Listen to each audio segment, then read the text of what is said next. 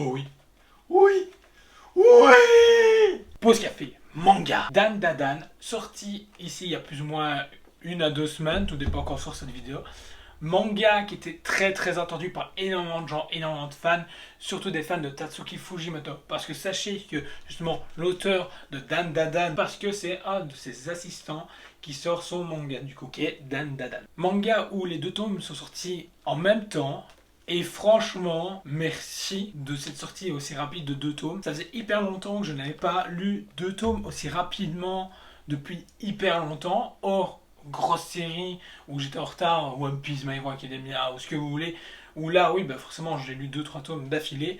Mais là, c'est une découverte et de fraîcheur. Franchement, c'est hyper bon à plein de niveaux. Le dessin est exceptionnel. Vous pouvez voir ici défiler certaines planches qui sont exceptionnelles. Le trait est splendide, le travail de noir et blanc, le travail de trame, waouh! Mais c'est l'histoire où c'est le plus original. On va suivre du coup dans ce manga 2 lycéens, Momo Ayase et Ken Takakura, qui tous deux opposent du coup un croix aux esprits et l'autre aux extraterrestres, et vont finir par, fil des choses, se lancer un défi chacun. Ils se donnent tous les deux un endroit bien précis, où chacun doit se rendre, un où soi-disant il y a des extraterrestres, et l'autre où soi-disant s'inventer.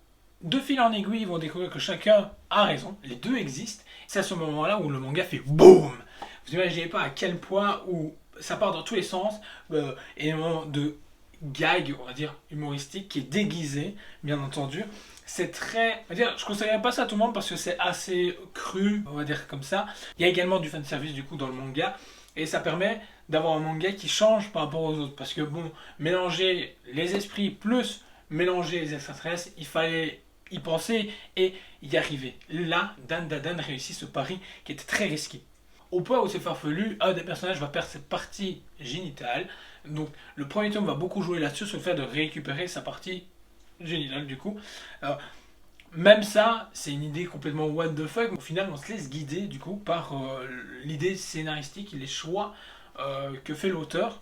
Et bah c'est très bon, j'en demande plus. J'ai vraiment hâte que le tome 3 sorte parce que une fois que le tome 1, j'ai terminé le tome 1, bah, le tome 2, je l'ai enchaîné direct. Et là aussi, j'avais peur que justement que dans le tome 2, bah, on ait un coupé de souffle, où on se fasse, ok, on va retourner sur une histoire banale ou qu'on a déjà lu des tonnes de fois. C'est pas du tout le cas, tout le contraire.